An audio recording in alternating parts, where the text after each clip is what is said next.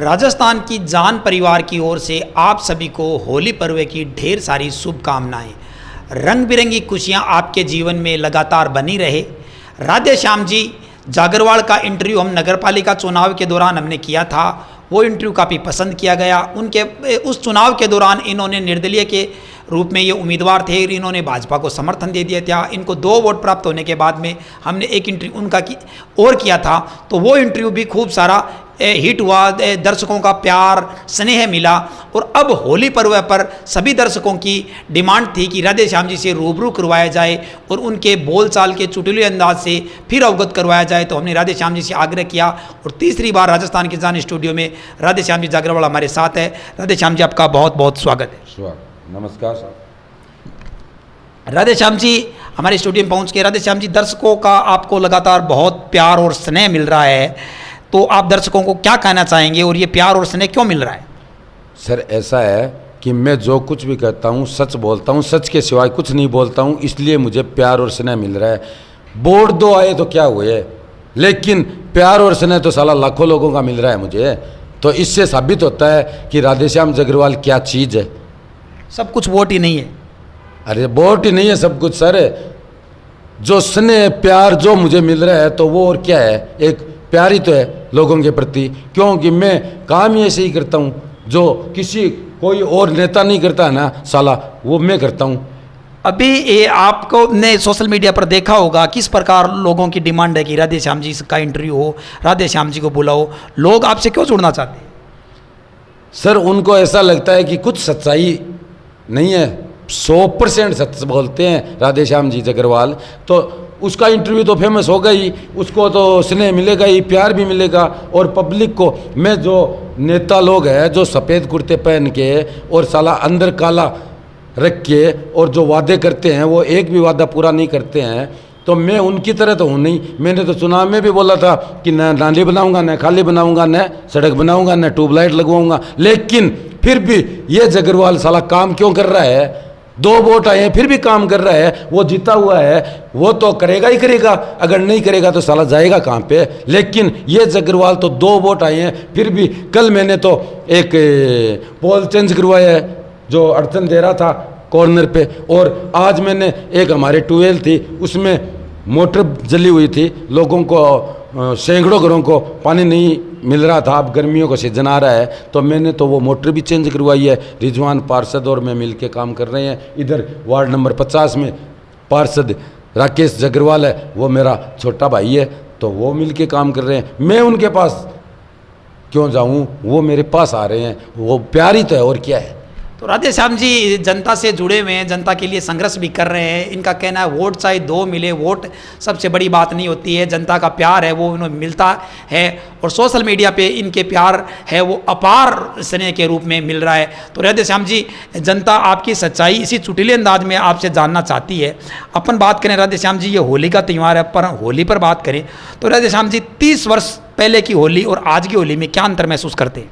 अरे सर 30 वर्ष पहले मैं खुद चंग बजाता था, नाचता था, मेरी भी बनता था, सब कुछ काम करता था।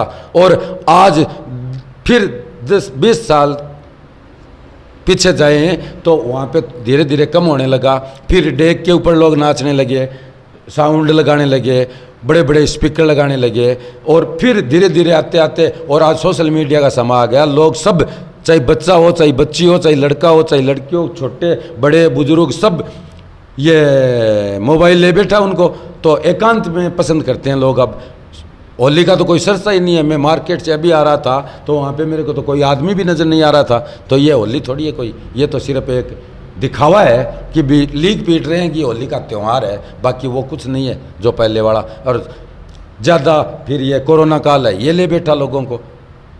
तो कोरोना है वो लोगों को ले बैठा। 30 साल में होली बहुत सारी बदल गई है। जैसे कि राधे श्याम जी ने बताया, पहले चंग गली हर चौराहे पे चंग बजाए जाते थे, मंडलियां होती थी आपस में, पूरी रात है जो मित्र होते थे वो इकट्ठे होते थे और गाते थे, नाचते थे। उनके अंदर का जो हुनर है वो सब लोगों के सामने आता था।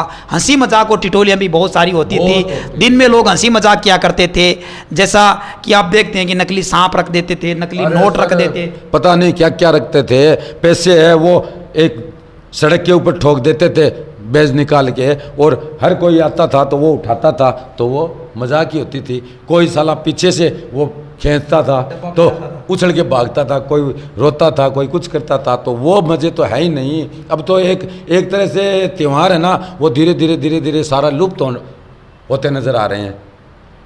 राधे श्याम जी, पहले मतलब जब चंग बजाते थे हर गली चौराहे पर सैकड़ों की तादाद में इकट्ठे होते थे, तो पुराने मित्र भी मिलते थे और नए मित्र भी बन जाते थे, तो हमारा जो सामाजिक ढांचा है वो मजबूत होता था, हम एक दूसरे को जानते थे।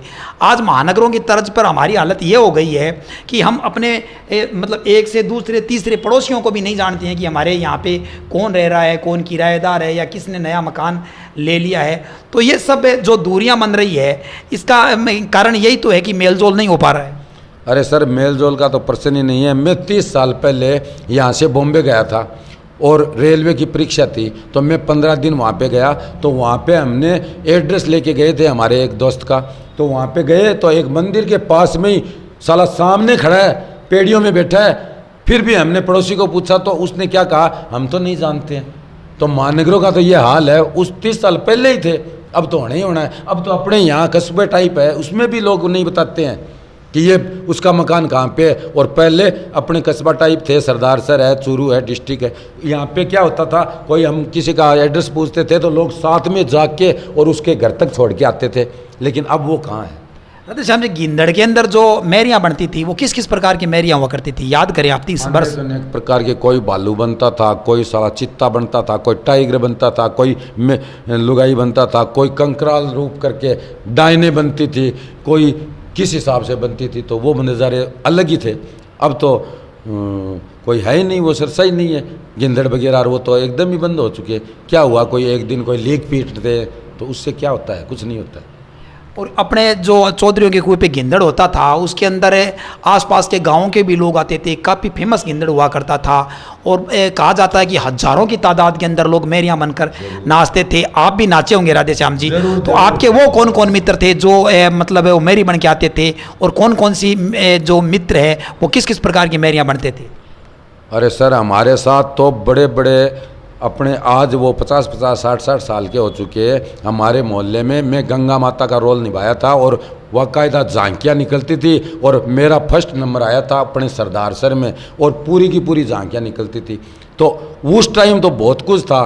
और उसके बाद चंग बजाते थे ना, तो रात रात भर शराब भी पीते थे लोग, वो क्या कहते हैं, गांजा, अफीम, मतलब पता नहीं किस चीज़ का नशा करते थे। नशा करना तो बुरी बात है। वो तो बुरी बात है, हमने तो कभी किया ही नहीं सर, लेकिन लोग करते थे और पूरी पूरी रात जागते थे, चंग बजाते थे, मस्त धुन में होते थे।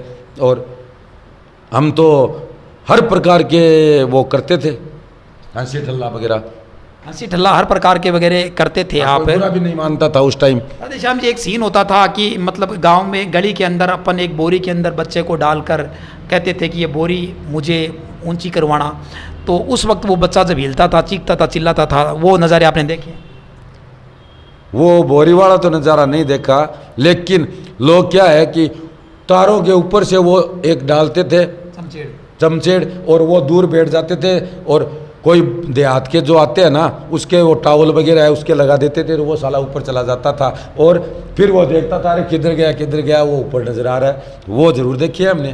तो वो वापस देने की क्या शर्त होती थी? शर्त तो ऐसा है कि वो मजाक होती थी, कहीं काफ़ी देर उसको बताते नहीं थे, देते नहीं थे, फिर देना तो था ही, ऐसे देना तो था ही था। आपने बताया कि आप भी मैरी बनते थे, तो आप कौन कौन सी मैरियाँ बना करते थे?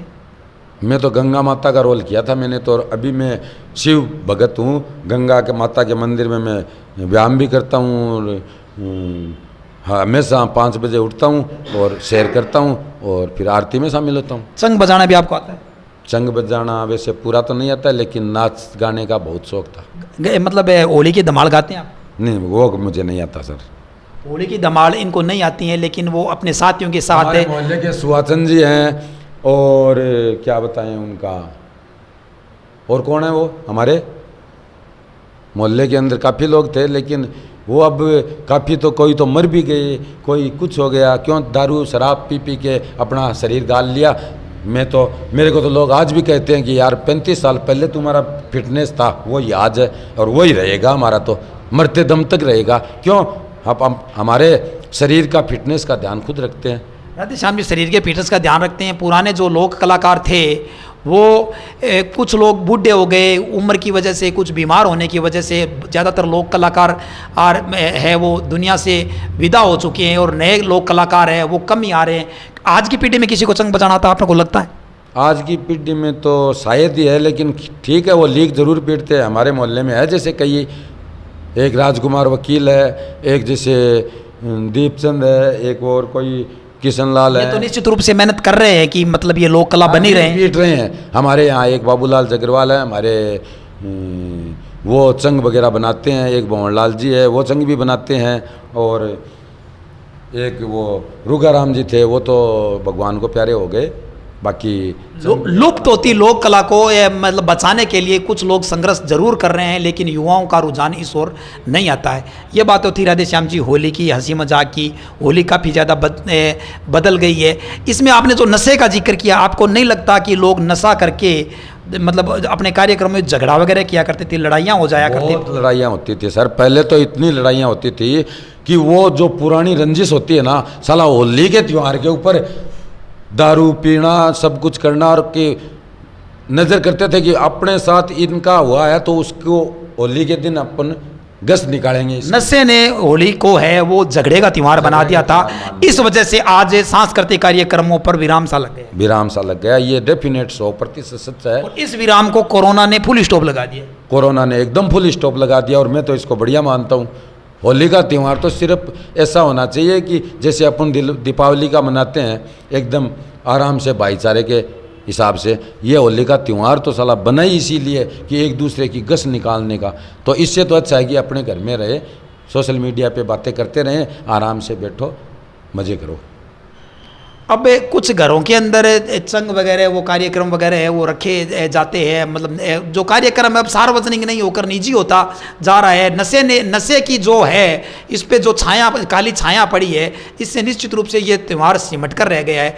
तो राधे श्याम जी, अभी जो कोरोना काल भी चल रहा है, होली का उत्सव भी चल रहा है, तो आपको पता होगा राजस्थान में 3 सीटों पर उपचुनाव हो रहे हैं, तो क्या लगता है आपको?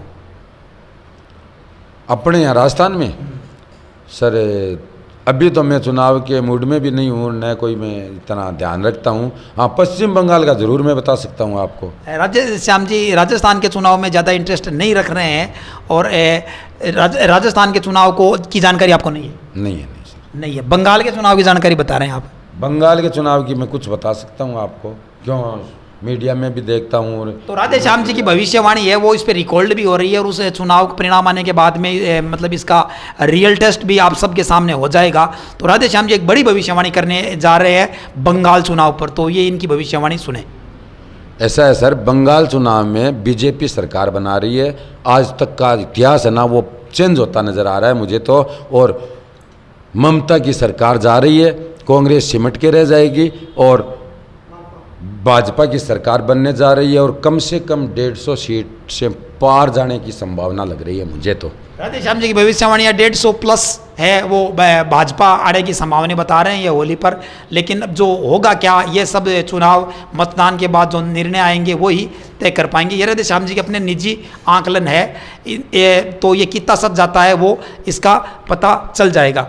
तो राधे श्याम जी होली पर पहले फिल्में भी बना करती थी, काफ़ी फिल्मी गीत भी आया करते थे, अब होली पर फिल्में भी काफ़ी कम बनने लगी। तो आप ही कम बनने लगी सर, क्योंकि ये तो झगड़े का त्यौहार है, इसलिए फिल्में भी धीरे धीरे लुप्त होने लगी। तो होली के ऊपर तो ज़्यादातर लड़ाई झगड़ा यही होते हैं। और आजकल हम देखते हैं, काफ़ी 4-5 साल पहले हमने देखा था कि बच्चे साले आपस में रंग लगाते हैं ना, तो सब अपनी अपनी शर्टें फाड़ के और तारों के ऊपर लटका देते थे। और मेरे पास सबूत है हमारे मोहल्ले में, और वो फिर तार है ना आपस में आंधी आती थी ना, तो आपस में भिड़के और तार भी टूट गए, काफ़ी लोगों की इसमें जान भी जा सकती है। इससे अच्छा है कि होली का त्यौहार मनाए ही ना। मेरा तो ये मानना है कि अपने अपने घर में बैठे, और जो कोई घर में आए राम रमी कीजिए, मिठाई खाइए। राधे श्याम जी ने होली के त्यौहार के बारे में ये इतने खिन्न है कि होली को जिन लोगों ने हुड़दंग का त्यौहार बना दिया है, जिन लोगों ने नशे का त्यौहार बना दिया है, जिन लोगों ने लड़ाई झगड़े का त्यौहार बना दिए हैं, उनसे मतलब इतने दुखी और खिन्न नज़र आ रहे हैं कि इससे अच्छा होली का त्यौहार मनाए नहीं है। ये इनकी राय है। लेकिन मेरा कहना है कि होली का त्यौहार है और रंगों का और उत्सव का त्यौहार है। इन्हें मतलब हंसी खुशी, प्रेम, सौहार्द भावना के साथ ही मनाया जाना चाहिए। लोक कला का भी प्रदर्शन निश्चित रूप से होना चाहिए ताकि अपने क्षेत्र के अंदर भी जो कलाकार है वो भी उभर के आ सके, उनको भी एक प्लेटफार्म मिल सके। तो राधे श्याम जी, ये नहीं हो सकता क्या कि हम नशा करने वालों पे सामाजिक रूप से भी अंकुश लगाएं और जो मतलब जो अपने ही बच्चे होते हैं वो अगर होली के त्यौहार को हुड़दंग का त्यौहार बनाते हैं तो उस पर अंकुश लगा के वो पुरानी वाली जो हमारी होली है, जो हमारे बुजुर्ग मनाया करते थे, हंसी खुशी के साथ रहा करते थे, वो होली पुनः आ जाए, इसके लिए प्रयास होने चाहिए। सर ऐसा है कि पहले जो कहते थे ना कि राम राज्य, वो राम राज्य आएगा, ज़रूर आएगा, लेकिन उसमें भी कम से कम 5 साल और लगेंगे। और 5 साल के बाद है ना इतना कुछ होने लगेगा कि कोई किसी का नहीं रहेगा, भाई भाई का नहीं रहेगा, सगा संबंधी नहीं रहेगा, औरत अपने पति की नहीं होगी, बाप बेटे का नहीं होगा, मार काट लूट कपाट ये बहुत ज़्यादा होने वाला है आने वाले 2, 3, 4 साल में। और उसके बाद है ना खुले आम सड़कों के ऊपर ये नज़ारे होंगे। राधे श्याम जी, ये रामराज नहीं, ये तो मतलब घोर कलयुग हो गया। ऐसे और चरम सीमा पे है, घोर कलयुग है अभी। और 5 साल के बाद कोई दोबारा फिर नया युग शुरू होगा। और आने वाले 2050 तक तो है ना पूरी दुनिया ही सिमट के रह जाएगी, ये और बता रहा हूँ। राधे श्याम जी आज बड़ी भविष्यवाणियां कर रहे हैं। इनकी माने तो 2050 के अंदर है वो कलयुग अपने चरम पर जाकर समाप्ति हो जाएगा, कलयुग का अंत हो जाएगा और एक नए युग का शुरू 2050 के बाद होगा। जरूर होगा, जरूर होगा। जैसे मेरे 2 वोट आए उसी प्रकार ये सृष्टि है ना वो भी 2 ही लोगों से चलती है। स्टार्टिंग में एक नर और एक मादा, 2 ही थे, तो उन 2 से ही पूरी सृष्टि की रचना हुई है। और मैं क्या बोल रहा हूँ, मैं तो सच्चाई बयान कर रहा हूँ। जो लोग अपने आप को घमंडी समझते हैं ना वो मैं नहीं कर रहा हूँ, मैं तो सच्चाई बयान कर रहा हूँ, जो सामने वाले की पोल खोल के रखता हूँ सच्चाई के बलबूते पे। इसीलिए मैं किसी से डरता नहीं हूँ। राधे श्याम जी किसी से डरते नहीं है। इन्होंने अपने 2 वोटों का महत्व इस प्रकार बताया है कि सृष्टि भी 2 ही मतलब लोगों से चलती है, नर और मादा। अगर ये नहीं हो तो सृष्टि नहीं चलती है। अपने 2 वोटों का इन्होंने बहुत शानदार उदाहरण दिया है। और गाड़ी भी है ना 2 पहियों पे चलती है। साला चौकोर पहिया अगर स्टेपनी लगा दे तो गाड़ी चलेगी क्या? गच्चू गच्चू ऐसे होगी। लेकिन गोल रिम होती है ना उसी से गाड़ी चलती है, चाहे 4 व्हीलर हो, चाहे 2 व्हीलर हो, चाहे एक पहिए पे कभी नहीं चलती। उसी प्रकार कह रहा हूँ कि 2 वोटों की कीमत तू क्या जाने। सामने वाले को बोलता हूँ मैं, मेरी मजाक करते हैं लोग बाग, लेकिन उनको ये नहीं पता कि साला ये 2 वोट है ना ये पूरी सृष्टि को हिला के रख देगा। राधे श्याम जी उसी प्रकार कह रहे हैं जिस प्रकार फिल्मों में कहा जाता है चुटकी भर सिंदूर की कीमत तुम क्या जानो चुन्नी बाबू। यस, यही मैं कहना चाहता हूँ। मेरे जो गुरु है ना सोनू शर्मा, दिल्ली से बिलोंग करते हैं, जो एक ट्रेनर है, पूरा ऑल ओवर वर्ल्ड को मार्केट नेटवर्क मार्केटिंग सोसाइटी होती है ना उसके अंदर वो बोलने के लेते हैं 44 लाख रुपये महीने के। वो है मेरे गुरु। और दूसरे नरेंद्र मोदी जो देश का पीएम है ना उसके बताए रास्ते पे मैं काम कर रहा हूँ। एटॉमी कंपनी का सदस्य हूँ और एटॉमी का लीडर हूँ। और एटॉमी कंपनी के अंदर है ना मैं एकदम सत्य वचन के हिसाब से काम कर रहा हूँ। और 489 दिन हो चुके हैं आज मुझे एटॉमी कंपनी ज्वाइन किए हुए। और उसी रास्ते पे चल रहा हूँ कि कम से कम 4-5 लोगों को रोजगार देने वाले बनो। और मैं तो रोजगार दे रहा हूँ सर, मोदी जी के बताए रास्ते पे ही चल रहा हूँ।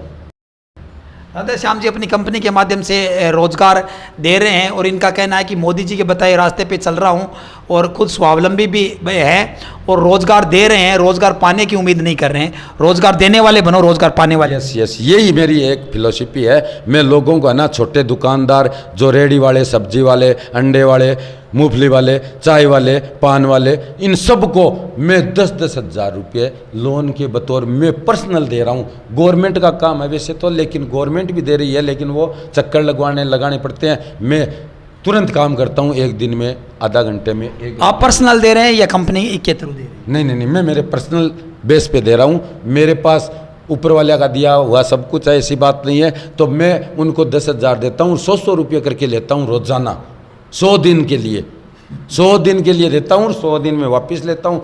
10,000 देता हूँ, 100 करके वापस लेता हूँ। मैं कौन सा बुरा। राधे श्याम जी है वो मतलब रोजगार देने की बात भी करते हुए नजर आ रहे हैं।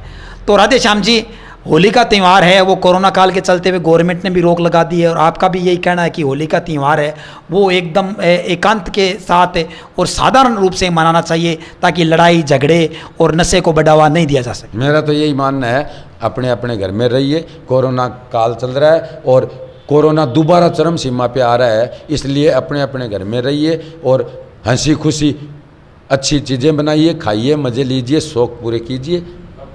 आगे आगे आपका कोई चुनाव लड़ने का इरादा नहीं है? अरे सर, चुनाव लड़ने का तो इरादा अब की बार भी नहीं था मेरा। मैंने तो सिर्फ नज़ारे देखने थे और 5-6 लोगों के खड़े होने पे हमने तो सिर्फ और सिर्फ जो सच्चाई है वो बयान की थी। उस टाइम भी 60 सालों में कांग्रेस का राज था हमारे ही मोहल्ले में, लेकिन अब की बार उनके घमंड था ना, वो तोड़ना था मेरे को तो, और वो मैंने तोड़ के दिखाया है। आपने निर्दलीय पर्चा भरकर भाजपा को समर्थन दिया? यस, मैं तो खुद भाजपा का प्रत्याशी पहले था और अब भी हूँ और आगे भी रहूँगा, क्योंकि मैं तो भाजपा से ही बिलोंग करता हूँ। भाजपा ने कभी टिकट दिया आपको? नहीं, टिकट का तो मेरे अभी पीछे चुनाव में भी अशोक जी ने मेरा वाकायदे फ़ोन पे मेरे को बोला था कि सर आप चुनाव टिकट से क्यों नहीं लड़ रहे हो। मैं टिकट से चुनाव लड़ूंगा तो डेफिनेट हारूंगा, इससे तो अच्छा है मैं मेरा आज़ाद हूँ, निर्दलीय ही पर्चा भर दूंगा। अगर जीतूंगा तो निर्दलीय जीत जाऊंगा, वरना जीतने का मेरा प्रश्न ही नहीं है। क्यों, टिकट आपने दी है तो वो आपकी टिकट की लाज रख देंगे हम, और क्या कर सकते हैं। टिकट की लिहाज रखने के लिए आपने बलिदान दिया? पक्का बलिदान दिया है। उनको खुद को पूछिए, आप राकेश जगरवाल को पूछिए, उनके पापा को पूछिए जो मेरे चाचा लगते हैं, रूपचंद जी जगरवाल, उन्होंने दोनों ने रिक्वेस्ट की गए तो हमने टिकट निकाल दी भाजपा की। आपने गिंदड़ कहाँ के देखे? गिंदड़ राजलदेसर का देखा है, हमारे यहाँ चूरू डिस्ट्रिक्ट में तो राजलदेसर का फेमस है। और चौधरियों को कुएं? चौधरियों को कुआ पे तो हम खुद ही करते थे गिंदड़, ऐसी बात नहीं है। कौन कौन कार्यकर्ता हुआ करते थे? कार्यकर्ता तो सर पुराने तो काफ़ी थे, लेकिन अब वो शायद है भी है या नहीं है वो भी मुझे तो पता नहीं। कंपनी के काम में इतने ज़्यादा बिजी रहते हैं कि? बिजी रहते हैं सर, कंपनी काम में इतने बिजी हैं कि टाइम भी बहुत मुश्किल से मिलता है। आपके पास आए हैं तो भी मुश्किल से 1 घंटा निकाल के आए हैं। सर मेरा कहने का मतलब है कि मैंने तो इन चीज़ों का पहले ही विरोध किया था कि न नाली बनाऊंगा, न खाड़ी बनाऊंगा, न सड़क बनाऊंगा, न ट्यूबलाइट लगवाऊंगा, लेकिन ये साले नेता लोग होते हैं ना, ये यही तो है जो कहते हैं ना वो नहीं करते हैं, और मैं कहता हूँ ना वो करता हूँ, और जो नहीं कहता हूँ ना वो तो मैं डेफिनेट करता हूँ। यही तो खूबी है साला जगरवाल में। सलमान खान का डायलॉग इन्होंने रिपीट कर दिया है। इन्होंने कहा कि जो मैं कहता हूँ, सॉरी अक्षय कुमार का डायलॉग है कि मैं जो कहता हूँ वो मैं करता हूँ और जो नहीं कहता हूँ वो डेफिनेट करता हूँ। ये अक्षय कुमार का डायलॉग है। यस, अब मुझे तो पूरा मालूम नहीं है कौन सी फिल्म का, लेकिन ये डायलॉग तो मैंने तो मेरे गुरु से सीखा है कि जो करता हूँ वो तो करता ही हूँ, नहीं कहता हूँ वो तो मैं डेफिनेट करता हूँ। सोनू शर्मा के हैं। सोनू शर्मा ने कहा है, अगर कहा है तो ये अक्षय कुमार का ही है। क्या अक्षय कुमार का ही हो सकता है, खैर मुझे याद नहीं है। इनको तो ये सोतेला व्यवहार नहीं होना चाहिए, जीतने के बाद तो सब होने चाहिए ना। सोतेला व्यवहार नहीं होना चाहिए, जनता का काम है वो निश्चित रूप से होना। वोट है, इसका मतलब ये थोड़ी है कि मैं साला 2 वोटों वाला है, जो 2 वोट दिए मुझे पता भी नहीं है तो मैं उन 2 का ही काम करूंगा। मैं तो पूरा समाज का काम कर रहा हूँ और भलाई का काम कर रहा हूँ। सैकड़ों लोगों को लोन दे रहा हूँ, वो समाज के ही तो हैं लोग, उसमें कोई जातिवाद भी नहीं है। न मैं कोई रेगर को दे रहा हूँ, न कोई मुसलमान को दे रहा हूँ, सबको दे रहा हूँ मैं तो, और ख़ास तौर से मोहम्मदनों को दे रहा हूँ। और बोलिए, ये मैं तो सोतेला व्यवहार नहीं कर रहा हूँ। राधे श्याम जी मतलब खुद सोतेला व्यवहार नहीं करते हैं, सबके साथ समान व्यवहार करते हैं। और सबको मैं मेरी बगीची बुकिंग भी करता हूँ, मोहम्मदनों को भी देता हूँ, नायकों को भी देता हूँ, मेघवाणों, और सबसे बराबर हमारी जो सफाई वगैरह है उनकी बुकिंग का चार्ज है वो हम सबसे लेते हैं, और सबको सम्मान देखते हैं, सम्मान दृष्टि रखते हैं, सबको बर्तन वगैरह देते हैं हम, हमारे जो समाज में है सबको देते हैं। अगर नहीं देते हैं तो राजकरण जी और उनका पूरी की पूरी टीम, सरदार सर के 55 पार्षद सब आए थे हमारी बगीचे में, और शायद ये गजेंद्र जी है अपने पत्रकार, वो भी वहीं पे खाना खाने के लिए आए थे, मैं भी वहीं पे था। उनसे आप पूछ सकते हो, आपके ही पत्रकार हैं। सबका सम्मान किया गया था। हमने तो सबका सम्मान करते हैं। हम तो, हमारे यहाँ आता है मेहमान तो हम तो सबको सम्मान दृष्टि से देखते हैं, भेदभाव वाली स्थिति नहीं रखते हैं। अगर अब भी कोई जीतने के बाद रखता है तो उनको याद हो जाना चाहिए कि 5 साल आने वाले हैं, कोई ज़्यादा समय नहीं लगेगा। 5 साल के बाद आजा उत्तर भिखा मेरी बारी वो होने वाला है। और साला दुर्भाग्य है अपने राजस्थान का और ख़ास तौर से सरदार सर का, जो काम होने वाला था। 60 साल कांग्रेस का पार्षद जीता था, तब यहाँ पे बीजेपी की बन गई, कभी इधर हो गई कभी उधर हो गई। तो वो गरीबों का मोहल्ला है, SC ST का मोहल्ला है, और वहाँ तो यही होने वाला है, ये तो मुझे पता है। चेन से चेन जुड़ने पर ही विकास होता है। राधेश्याम जी, राजस्थान है वो रेगिस्तान है, यहाँ पीने के चेन सिस्टम का ही काम करता हूँ। मेरी कंपनी का जो काम है ना वो भी चेन सिस्टम का ही है। एक दूसरे का हाथ पकड़ के चलते हैं, हम छोड़ते नहीं हैं। हमारी अपलाइन का हाथ पकड़ के चलते हैं, और हमारी कंपनी इंटरनेशनल कंपनी है जो 18 देशों में चल रही है, और आने वाले महीने में, अगले महीने में 44 देशों में प्री लॉन्चिंग में चल रही है। तो मेरे को गुरूर क्यों नहीं होगा, जो पूरा वर्ल्ड की कंपनी है उसमें मैं काम करता हूँ। मेरे को तो फक्र है मेरी एटॉमिक कंपनी नहीं, बढ़िया आपकी कंपनी आगे बढ़े, हमें कोई दिक्कत नहीं है राधेश्याम जी। लेकिन राजस्थान है वो सूखा इलाका है, यहाँ पीने के पानी की लगातार कमी रहती है, सिंचाई का भी अभाव रहता है। तो यहाँ अगर मतलब जो बंजर ज़मीन है वहाँ अगर सौर ऊर्जा के खेतों के अंदर है सौर ऊर्जा के जो प्लांट लगा दिए जाएँ तो उससे अगर बिजली पैदा हो तो राजस्थान बिजली में आत्मनिर्भर हो सकता है। तो इसमें थोड़ी शुरुआत हो चुकी है। तो आपको क्या लगता है आने वाले दिनों में राजस्थान है वो भारत का सिरमौर राज्य बन पाएगा? सर वो तो मैं अभी नहीं कह सकता, क्योंकि अपना पिछड़ा हुआ स्टेट है। तो सौर ऊर्जा का अगर काम चल रहा है तो मैं तो कहता हूँ बहुत बढ़िया बात है, और उससे बिजली की भी बहुत सारी बचत होगी। इसीलिए तो ये मरकरी लग रही है, जैसे ट्यूबलाइट हटा दी, ये हटा दी। 100 वाट का बल्ब होता था तो साला आज 100 वाट का बल्ब की बजाय घर में, पूरे घर में 10 अपन लगाते हैं LED, 7 वाट की, 5 वाट की, 9 वाट की, तो 100 वाट में पूरा घर कवर होता है। और पहले एक बल्ब 100 वाट का होता था, वैसे 10 लगते थे तो 1000 वोट खर्च हुआ करता था। तो ये तो बहुत बढ़िया काम किया था अशोक जी गहलोत जी ने। पहले भी इनकी चलाई हुई थी योजना थी, और आज भी इनकी चल रही है। मैं तो बहुत अच्छा मानता हूँ अशोक जी को। आप बहुत बढ़िया मानते हैं। पहले 100 वाट के 1000 वाट में पूरा घर चलता था, अब 100 वाट में पूरा घर चलता है। पहले 1000 वाट का कितना बिल आता था, अब 100 वाट का कितना आ रहा है?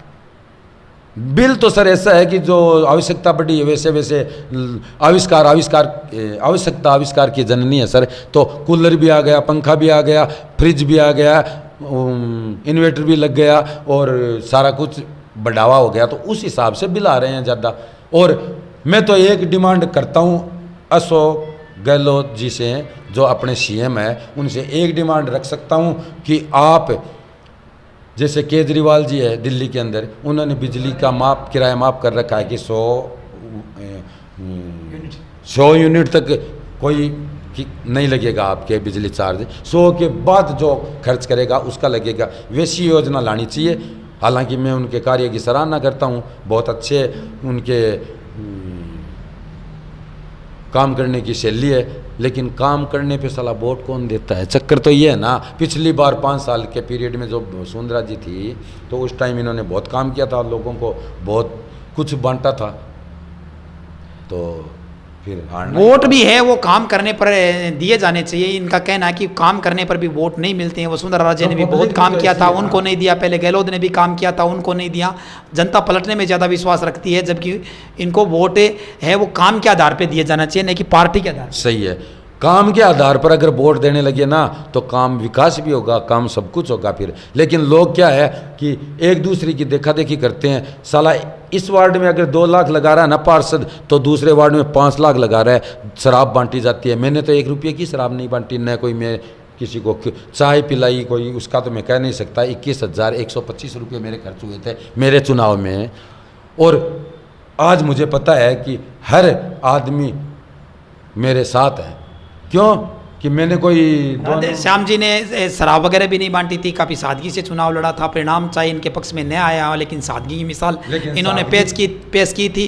और अशोक गहलोत सरकार से इन्होंने मांग की है कि राजस्थान में 100 यूनिट तक बिजली है, कभी वो माफ़ किया जाना चाहिए। 100 यूनिट तक किसी प्रकार का खर्चा नहीं आना चाहिए, ताकि गरीब तबके पर किसी प्रकार का बोझ नहीं पड़े और ज़्यादा बिजली खर्च करे। उससे निश्चित रूप से चाहे है वो जो है खर्च बिजली का लेना चाहिए, उन लोगों के कोई ज़्यादा असर नहीं पड़ेगा और गरीबों को राहत मिलेगी। केजरीवाल सरकार की कॉपी अगर राजस्थान सरकार में की जाती है तो ये अशोक गहलोत को भी अच्छा मुख्यमंत्री मानते हैं, वसुंधरा को भी अच्छा मुख्यमंत्री मानते हैं और इनका कहना है कि विकास के नाम पे वोट मिले। राधे श्याम जी, आप हमारे साथ आए और आपने हमसे बातें की, इसके लिए आपका बहुत बहुत धन्यवाद। धन्यवाद संजय जी, धन्यवाद।